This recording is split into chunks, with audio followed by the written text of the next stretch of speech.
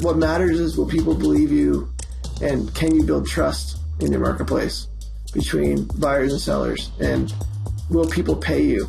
I hope the days of marketplaces being free are over.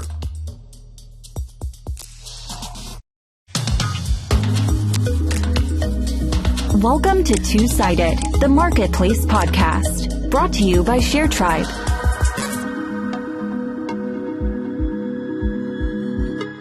Hi, I'm Sjoerd, CMO at ShareTribe, and I'm your host.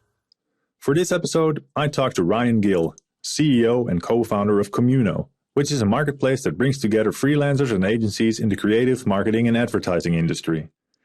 It has a very strong community layer where the focus is on giving before getting. Now, what that means, you'll hear from Ryan, who's super passionate about this. It was very cool to hear Communo's story, and Ryan has some strong and perhaps contrarian ideas about marketplaces, which has definitely given me something to think about. For example, about pricing in a marketplace, but also how to build a community and how to foster trust. I, of course, hope that this also gets you thinking about these things because that's the whole point of this podcast. So, sit tight and listen to Ryan Gill tell you about Communo.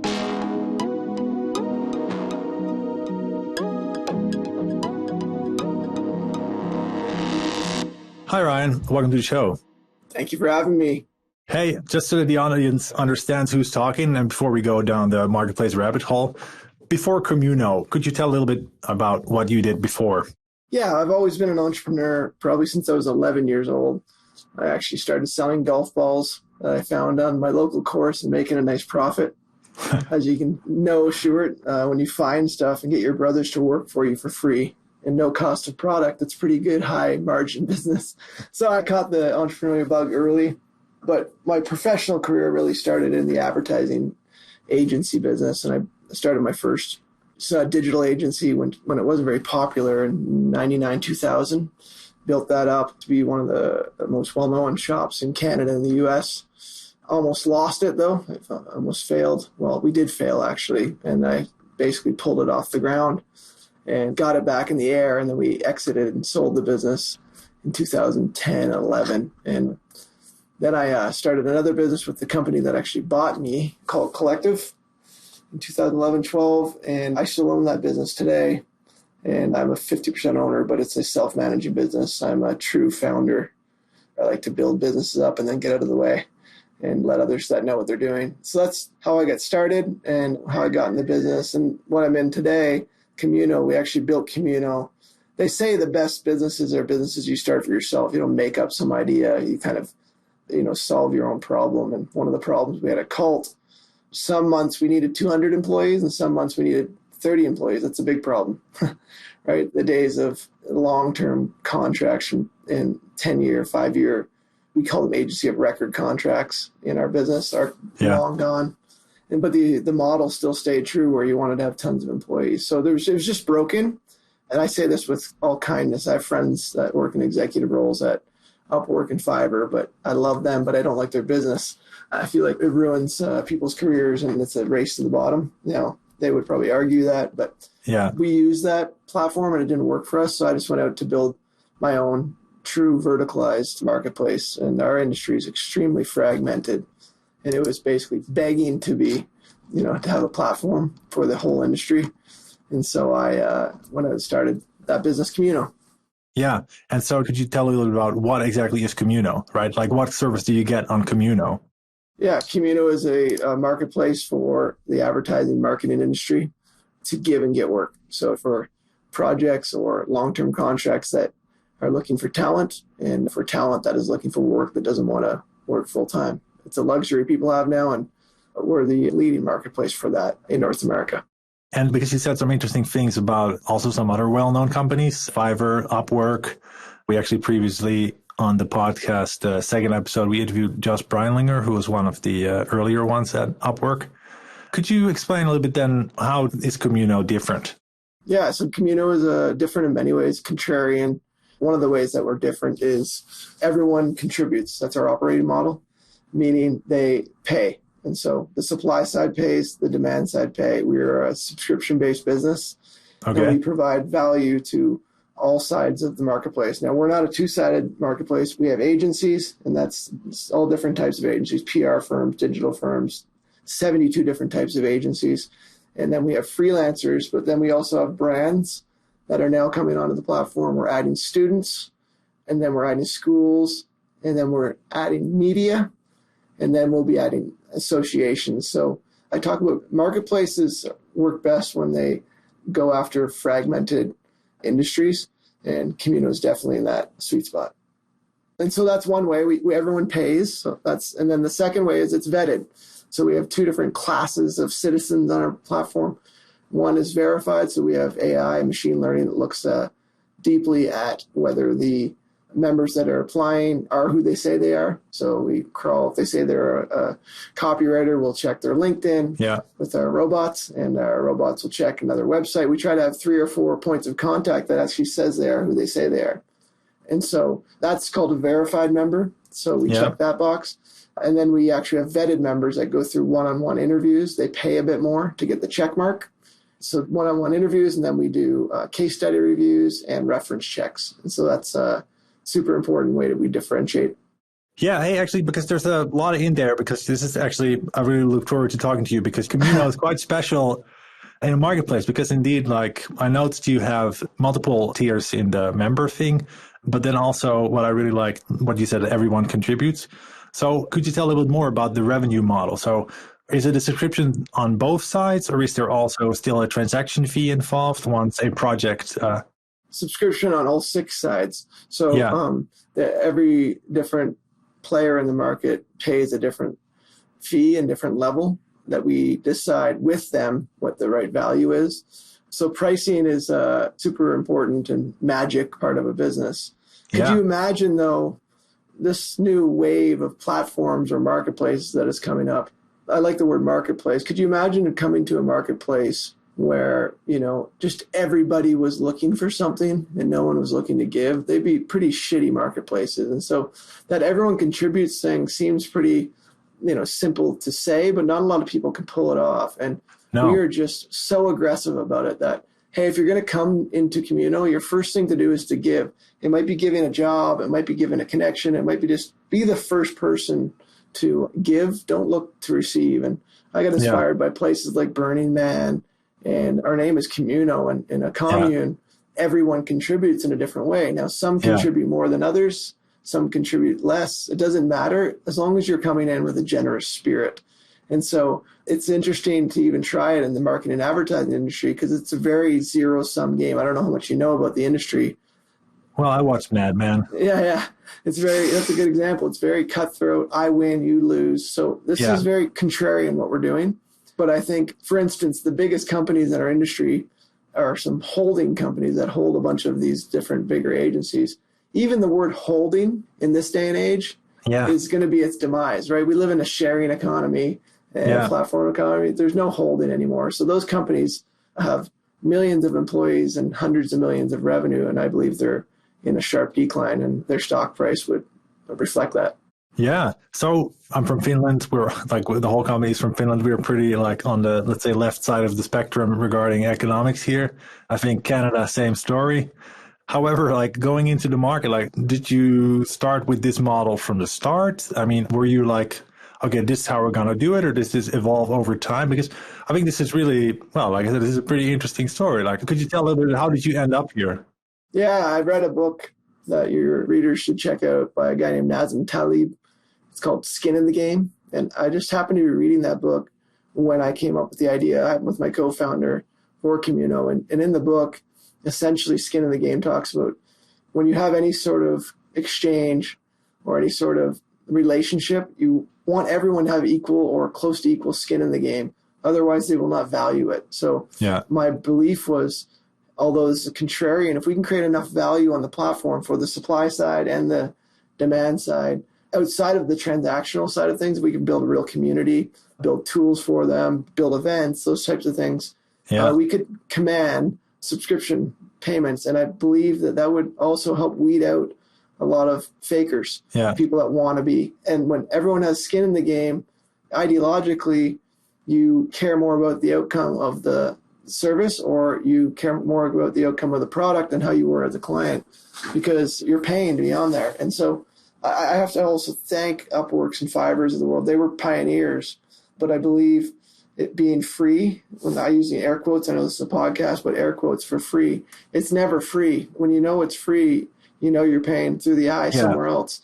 And so the transaction take is always a bad solution, in my opinion, because it encourages disintermediation. And we don't care about that. We don't care about this. We actually hope they go offline and meet each other.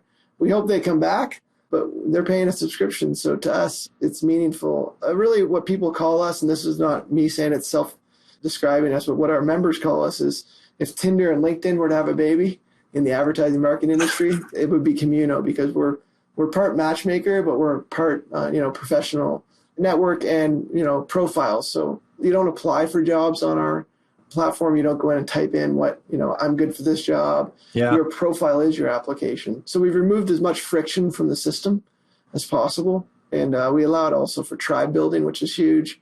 And so it's been a fun ride. Listen, we're only 2.5 years old, 3 years old. We're extremely successful revenue-wise, but we have a ton of problems still, and we have stuff we're trying to figure out. The vision for this was to enable economic options for every person and business in our industry, leaving no one behind. That was our vision. And sometimes when people hear that, they think only for small to mid-sized companies, but no, it's for everyone. But, the bigger firms seem to think that we are here to take them out, and we're not. But if they don't get on board, they will be taken out, because if you don't embrace platforms or marketplaces, you're going to be out of business. Could you talk us through, like, how would one sort of transaction or a project? So I'm representing a brand, or I'm an agency, and I have to shoot a commercial, or I don't know. Is that a good example? But let me tell you a great story. I think it'll help people understand. And I bet you most of your users or your listeners will know this story. So there's a guy named John Krasinski. He used to be on The Office. He's now, I think, John Ryan or Jack Ryan on a TV show. Anyways, he and his business partner had a company, which I didn't know about, called Sunday Night Productions. And to my knowledge, we have over 37,000 people on our platform now, and growing every day by thousands. But he had a production company, and he wanted to produce a show called Some Good News. Have you heard of it? That was the thing that came up at the beginning of this. It's got billions of views. And it became the most famous show during the pandemic around the world. And he actually ended up selling it to ABC in 8 weeks, the fastest show to ever sell as well in history.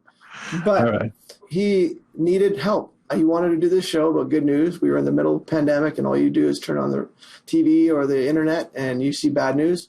But he couldn't hire, because he couldn't go to Hollywood and get videographers, producers, writers, GIF-alytics people, the list goes on. So bing, bing, bing, bing, bing. He's on our platform, posts a bunch of jobs. Those jobs are filled within 3 days.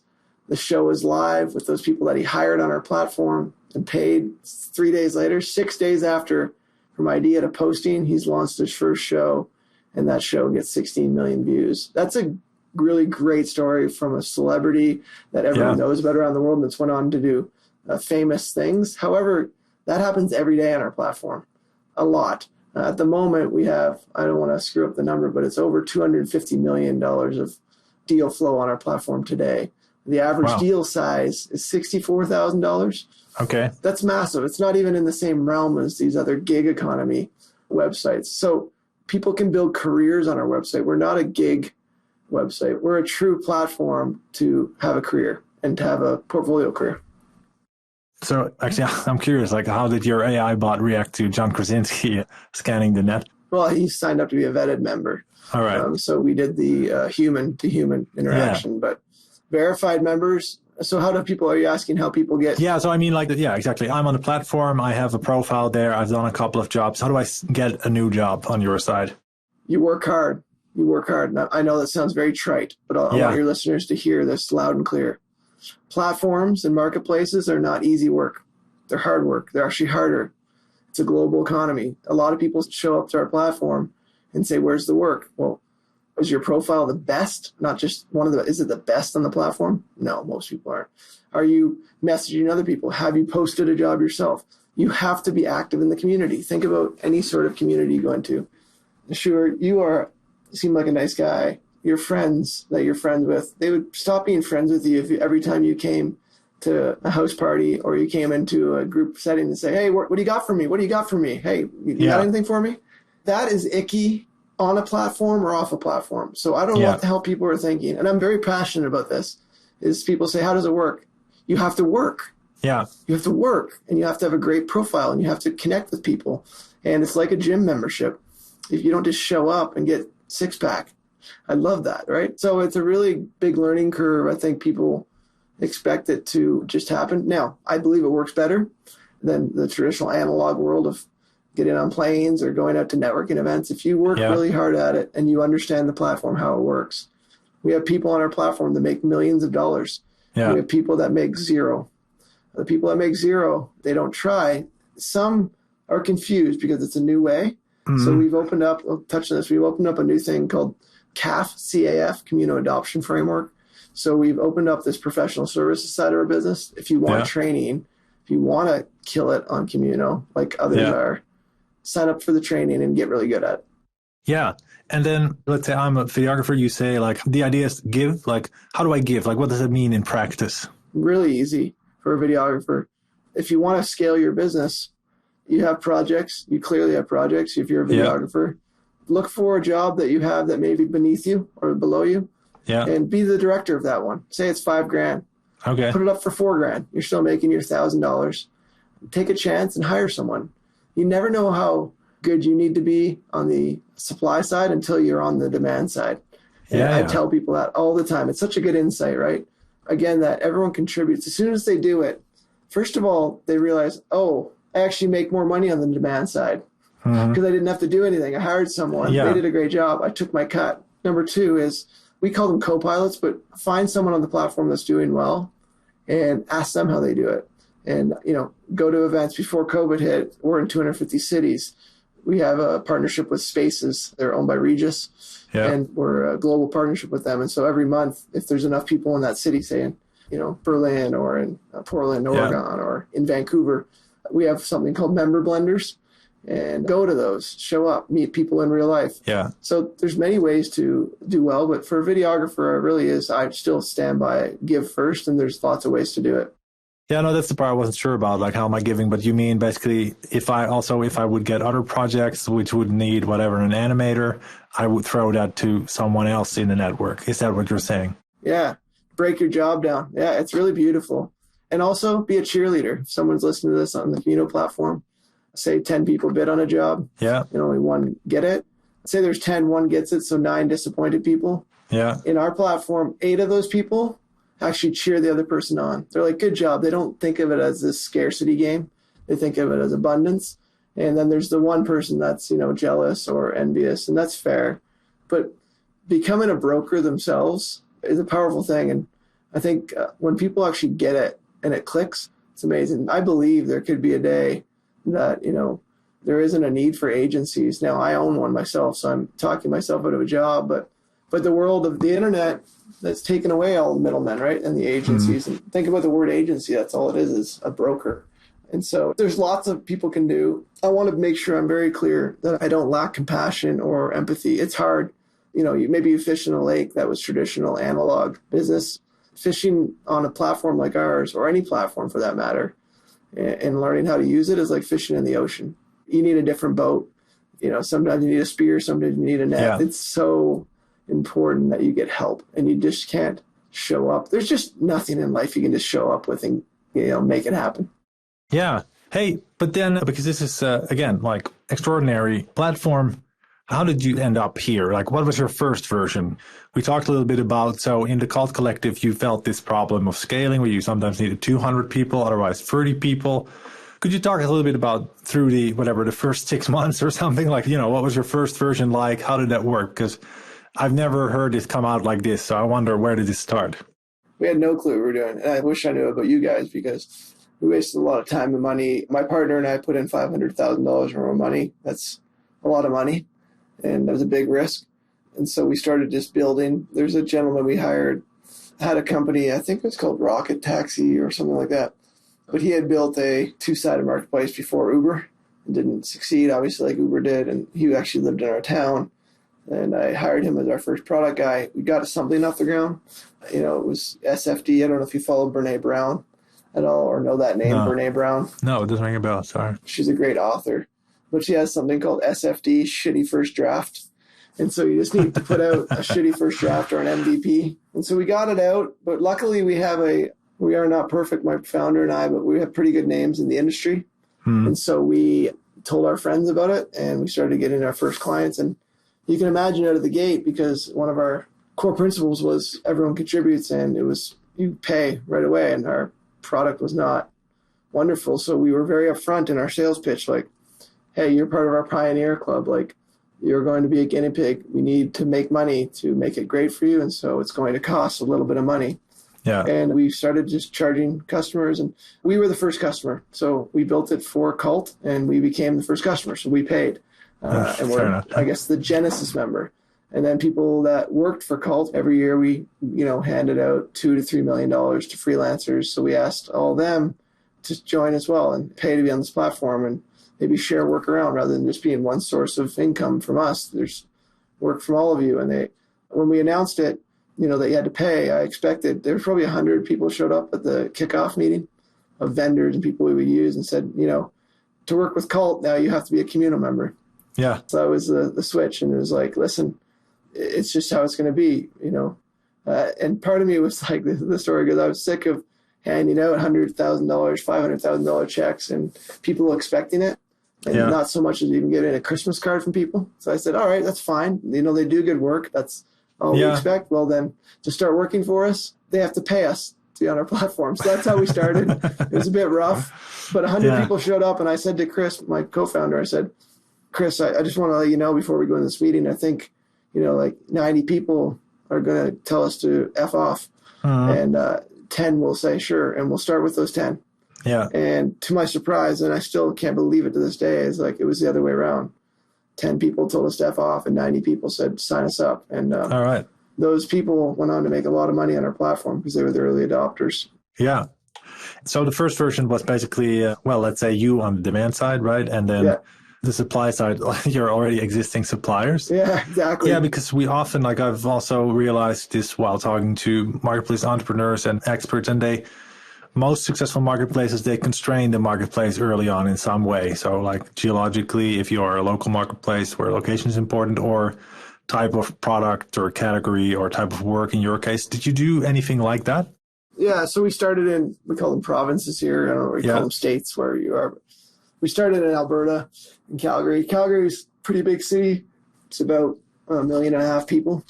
And so we had a lot of, friendlies. Also in your hometown, you're also, I say friendlies, but I can remember half of the marketplace saying, what the hell are these guys doing? It's such a scam. Yeah. It's truthfully that kind of hurt. You want people in the industry to cheer you on, to trying to make something better for our whole industry. But a lot of people doubted us, and that's fair. That's part of the game. But we were lucky. And then we went to Edmonton, which is just up the road, 3 or 4 hours from us. And then Canada's pretty easy to travel around. So then we quickly went to Toronto and Vancouver and scaled quickly. Yeah. And we were clear that in our first 6 to 12 months, we would only stay in Canada.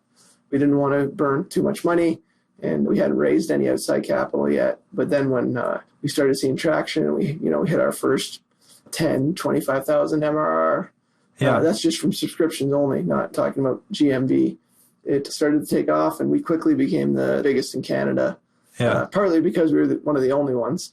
It's not hard to be the biggest when you're the only one. But then we started seeing some competitors, and we got lucky and found one that was a little bit tired, and they were a bit early. And we ended up acquiring them, which helped our growth a lot. We were well capitalized. We were making money, and they hadn't been, but they had great access to freelancers. So if anyone's listening out there thinking about starting a marketplace, the best advice I have to you is just start. Just start. Yeah, no matter what. And then very early on, referring to the beginning of the conversation, you said we're a multi-sided marketplace. So you have the brands. The last one, was it associations, but everything in between. Was that also part from the early one, or what made you decide to add that on? Because that is sort of the other way that you expand, sort of lift constraints. So can you tell a little bit about how that came about? As I said, just start. You don't have to wait. You can start, but you can gradually change as you go. So actually, that's a great question, because to show how wrong I was, I only wanted to have freelancers from our industry and agencies, no clients allowed. I wanted us to be two-sided, private, because I felt, and I still stand by it, most clients treat creatives and agencies poorly. And so I wanted to keep them out. And I thought ideologically that agencies understand how to price properly because they get ground down on their prices, and they would treat, the talent good because they were one of them, right? And that was true. I was right about that. They paid them well. They treated them well. The timelines were reasonable. So we built a great marketplace. What I didn't realize, though, was a trend that was happening in our industry that when I started, about 50% of brands, I think it was 51% of brands had in-house marketing agencies or their own teams. Since we started 3 years ago, that's grown to over 80%. So I was losing a huge percentage of the market by not allowing brands. So I started to change my mind. My board helped me a little bit with that, and some great consultants. I want to shout out a guy named Douglas Atkins. He lives in Italy now, but he was one of the original CMOs of Airbnb. Okay. He's the one that told me, Ryan, there's great companies out there that don't treat agencies or creatives bad. They treat them good. And so why don't you open it up? And so as soon as I opened the floodgates of, all right, let's have brands on here, I started to say, wait a minute, if we do this right, we can digitize the whole industry. If we bring media on, I started looking at LinkedIn, and I was like, when's the last time I even saw anything meaningful to me? It's just so big. And kudos to LinkedIn. I have friends that work there as well. But I think you'll see over the next 5-10 years the verticalization of LinkedIn. And I wanted to have media that was relevant to me. And when I say media, I mean user-generated content. I mean, syndicating other periodicals in our industry. Even though we might be, LinkedIn's 54, 50, I don't know how many, there's hundreds of millions of people. Yeah. And, even though our marketplace might only be 1 million or 2 people, and maybe it'll only at the max be 10 million people, that's a very meaningful 10 million people, because they're all in the same industry. So we turned on brands. The beta goes live in July, so tomorrow. That's crazy. Media will come next, and then students. And then we've decoupled students and schools. We think schools are different, but students, allowing them to, it's such a fragmented marketplace to even know where they want to go, starting to get to build relationships early. And then associations last. And you know what? There'll probably be more pieces that I haven't thought about, but definitely technical businesses like Adobe or like product businesses that leak into our industry, they're part of our platform as partners as well. So it's became a fairly large and robust marketplace, but that's what it should be. And oh, this sounds great. So what would be the role? I'm not clear if I understand. What would be the role that students going to play on your platform? How would that work? Yeah, a huge role. Well, they're the next generation, right? And so for them first, they need to understand what jobs are even available. They don't get taught that in school. No. So I want to be an account manager, a project manager. Am I a creative director? Am I a writer? What am I? Yeah. And do I want to work agency side? Do I want to work at a tech company or at a brand in-house, a client side? So we need to help them bridge that gap and to meet other, students from around the world that are interested. Yeah. We all know that the world is global now. And so just because you went to school in, New York City, your co-founders start the next agency might be in Singapore. And we allow that to happen. So allowing the most talented people to come together, regardless of the location, especially for students, will be huge. Yeah. And then I think, there'll be self-forming tribes. And so if we didn't have students, we literally are not building for the future. And we're just building for now. So no, we need students. And I'm going to go back as far as grade school. We're probably going to go down as far as, I think, probably 12 or 13 that you can join. Because. And then you can do work there? Well, yeah, why? Of course. Yeah, why work at Starbucks when you can work? You might be smart enough at 14 or 15 to write some copy, and it might be amazing copy. Or maybe you're great at art already. Who said you got to wait till you're 18 to start the job? So why can you work at the coffee shop? Or why can you work at McDonald's? Why can't you work at an agency or a brand? You can, but it's never been available.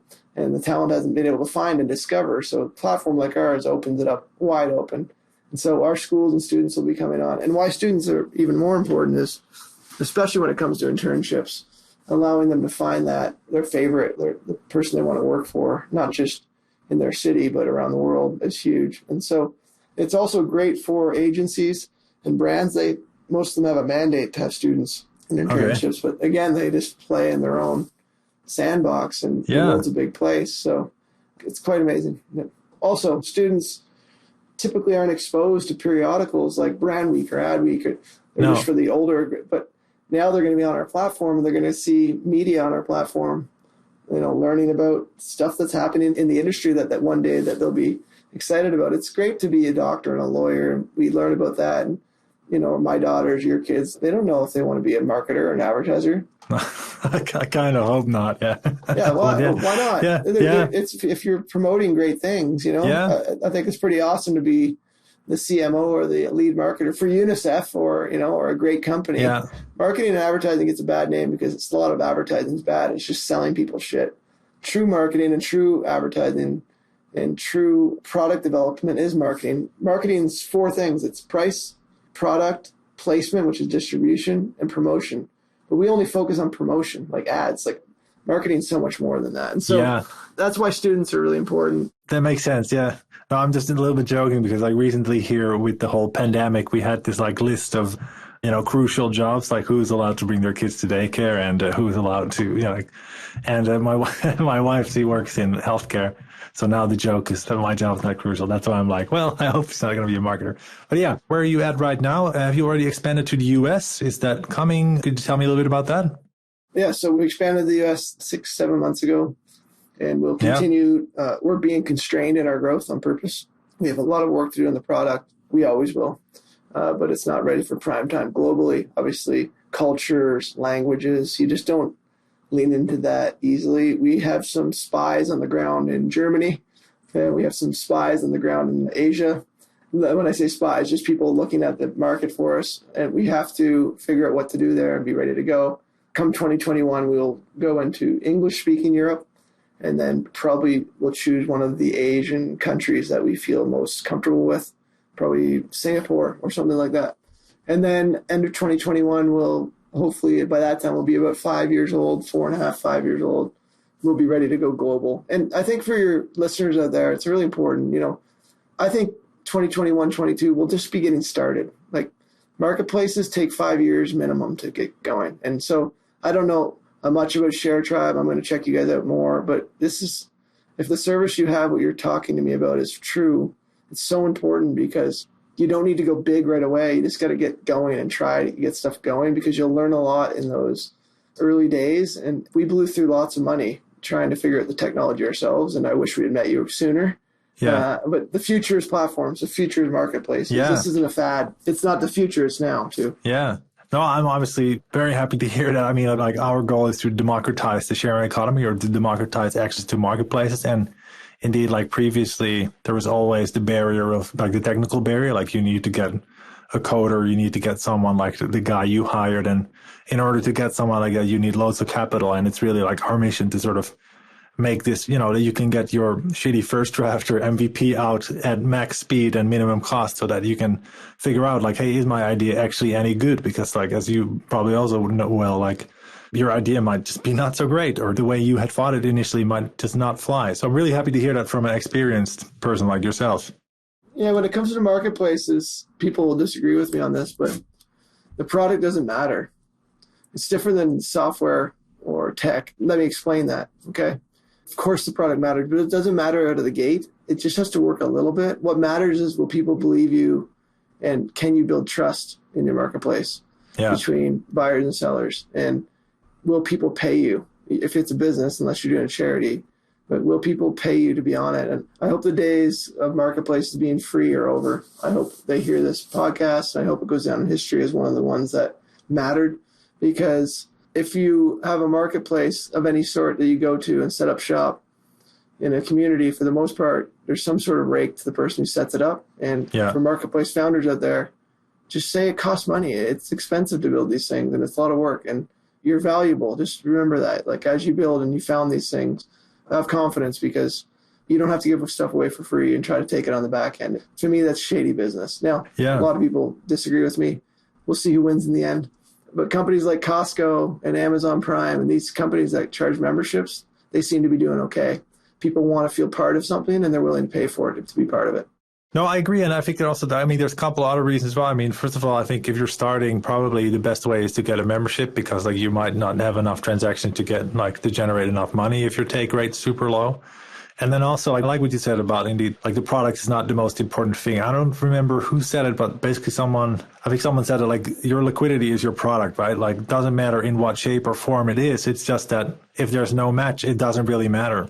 All right. Is there anything you would have done differently that people can take away? Like, we did this, and I would recommend everybody to think twice before they do this or that.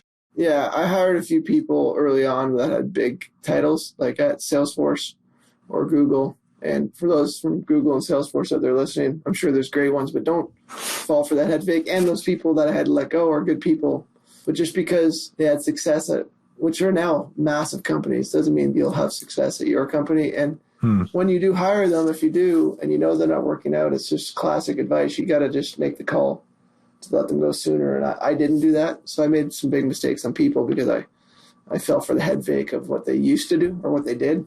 Yeah. Rather than what they can do now, and I put lots of, just for the listeners, this isn't a shameless plug. I actually think it can help. I put out content every day on Instagram and LinkedIn called Ryan Gill Shares. That's the handle, is at Ryan Gill Shares. And I talk about not the good stuff. I talk about the screw ups. All right. Because it's a series. I don't know if you've heard this quote before, but great entrepreneurs, successful entrepreneurs are able to go from failure to failure without losing excitement. Yeah. And that's true, right? Or I think I butchered the quote. I think it's failure to failure without losing enthusiasm. Yeah. And that's, especially in a marketplace, is they are the hardest businesses. Also, if you're listening, if you don't have like thick skin and you don't have staying power, just don't do it. So they're the hardest businesses to build. I've built big businesses before. This is my 5th or 6th business. So I've had a couple of successes and a couple of failures. This by far is the most amazing, exciting journey, but we're still early. It's a very hard business. We can easily fail still. And so I think about that every day. And I tell my team, like, we live paranoid every day. All right. Hey, let's end on that. Let's end on paranoia. That sounds great. Thank you very much, Ryan. Do you want to do a final plug on where people can find Communo or something you want them to do?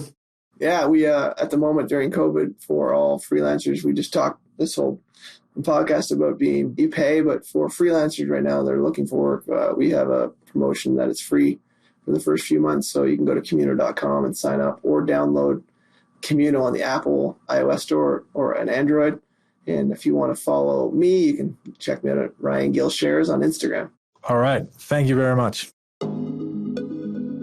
Thank you for listening to Two-Sided, the Marketplace podcast. If you enjoyed today's show, don't forget to subscribe. If you listen on iTunes, we'd also love for you to rate and give us a review. If you got inspired to build your own marketplace, go visit www.sharetribe.com. It's the fastest way to build a successful online marketplace business. Until next time.